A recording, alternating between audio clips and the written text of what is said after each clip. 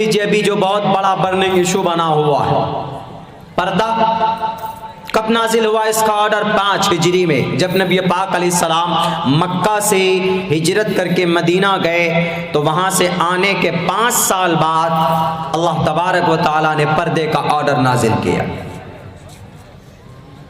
अभी तो हम लोग सुस्ती कोताही कर लेते हैं, किसी भी शरीयत के हुक्म पर अमल करने के लिए मिस्टेक हो जाती है, गलती हो जाती है, ये सुस्ती करते हैं। लेकिन उस ज़माने में सहाबा ऐसे थे, सहाबियात ऐसी थी कि रात को ऑर्डर नाजिल हुआ पर्दे का, and cover up your face, पर्दा करो। रात को जब फजर की नमाज में पहुंचते हैं मस्जिद में तो चेमी गोइयां शुरू होती है कि पर्दे का ऑर्डर नाजिल हुआ। तो नमाज पढ़कर घर आने के बाद तब पर्दा करती, तब अपना दुपट्टा, अपने कपड़े लेती सर पर, बालों पर, पूरे बॉडी के ऊपर कपड़े और भी थे, लेकिन सर चेहरा शायद ढका नहीं होगा, हो सकता था, लेकिन नहीं। बच्चा साथ में है तो फौरन अपने घर पे भेजता है बच्चे को, बेटे जाओ चादर लेके आओ। आने के बाद अपने चेहरे को ढांकती। नमाज के बाद घर पहुंचते हैं तो साहबा कहते हैं कि क्या जरूरत थी बच्चे को परेशान करने की, नमाज पढ़कर आकर अभी तो ऑर्डर नाजिल हुआ है ना, ऑर्डर आया ना अल्लाह के तरफ से, अभी तो वही आई है ना पर्दे की। आने के बाद में तब अपने चेहरे को कवर अप करते, तब अपने चेहरे को ढांपते, क्या जरूरत है बच्चे को भेजने की।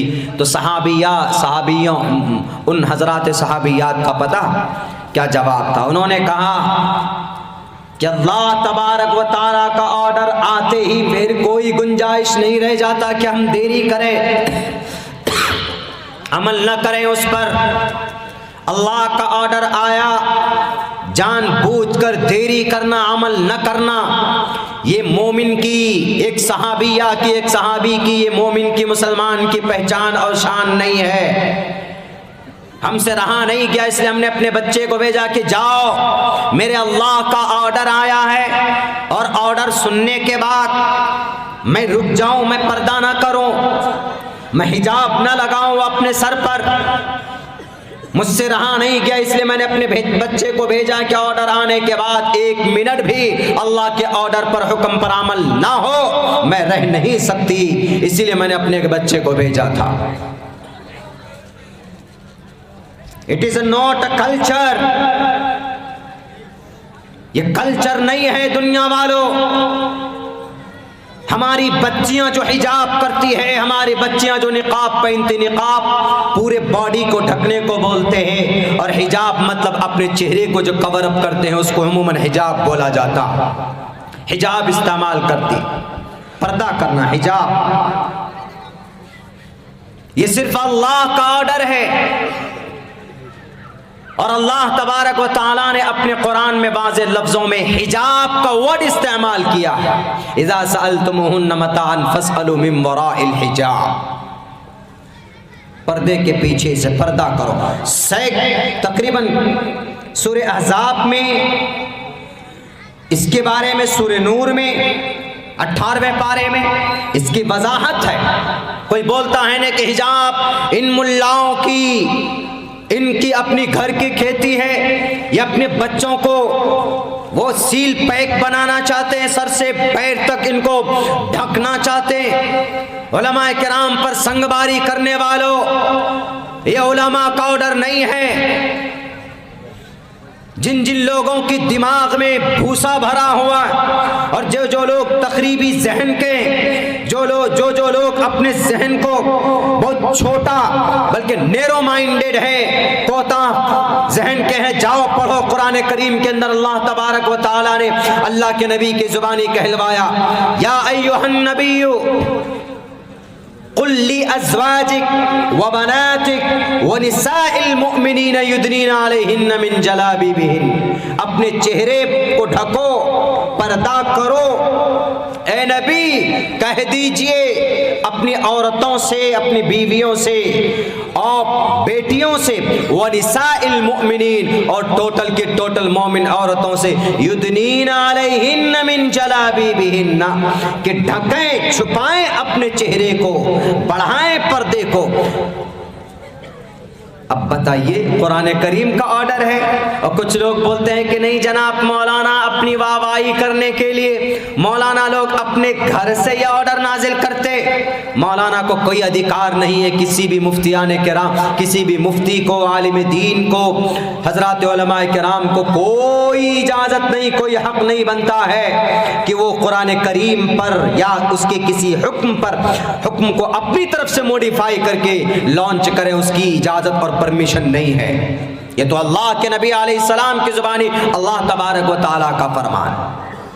क्यों होता है उन लोगों के पेट में दर्द? क्यों हुआ कर्नाटक के उडुपी के उस कॉलेज के प्रिंसिपल और उसके एडमिनिस्ट्रेशन के पेट में दर्द?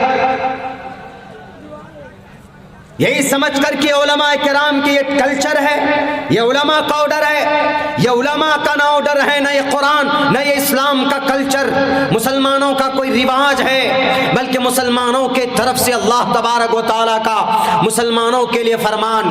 पढ़ो, अपनी किताबों में भी है तुम्हारे पर्दा। अगर कुरान पर अगर तुम्हारे पर्दे का एतराज तुम करते हो कुरान पर, तो अपने ग्रंथों को उठाकर पढ़ लो। तुम्हारे ग्रंथों में पर्दा करने की जिम्मेदारी और ऑर्डर दिया गया।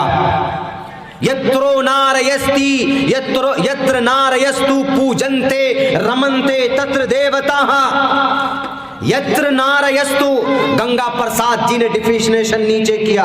यत्र नारयस्तु, जिस घर में नारी का सम्मान होता है, जिस घर में नारी को सुरक्षित समझा जाता है, जिस घर में औरत को इज्जत दी जाती है, नारयस्तु पूजन्ते रमन्ते तत्र देवताः, पूजा होती है जहां पर इज्जत और सम्मान दिया जाता है। जिस घर में बेटी को, नारी का क्या मतलब?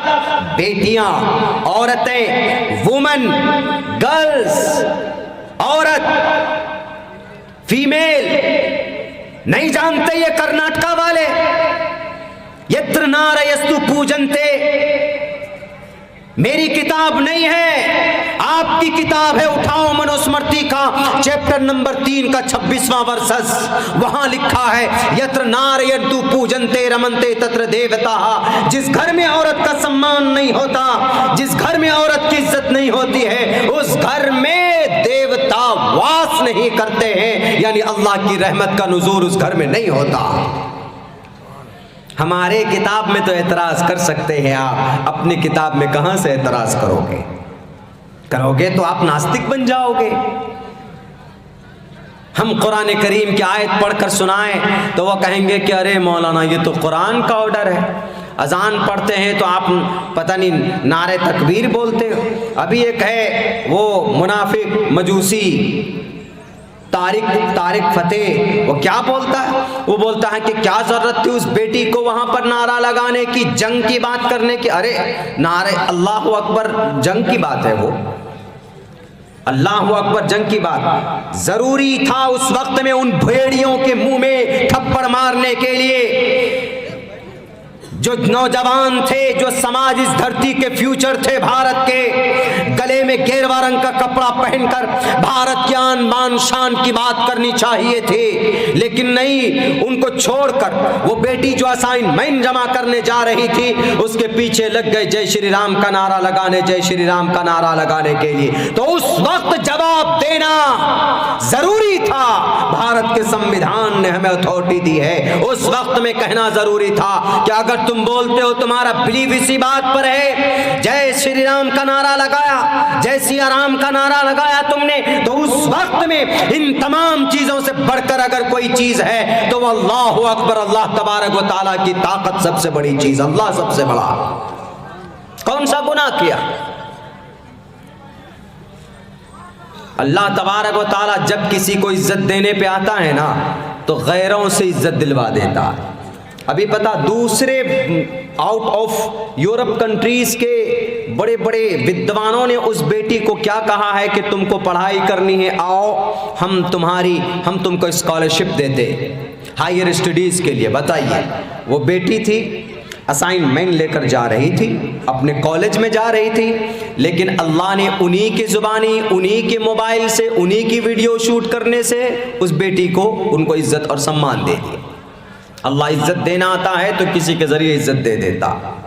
तुमने अपमान किया हिजाब का, और हिजाब ये कुरान का ऑर्डर नहीं है, ये हिजाब मनुस्मृति का ऑर्डर है। मैंने जो अभी पढ़ा है मंत्र, ये मनुस्मृति का। कैसे काट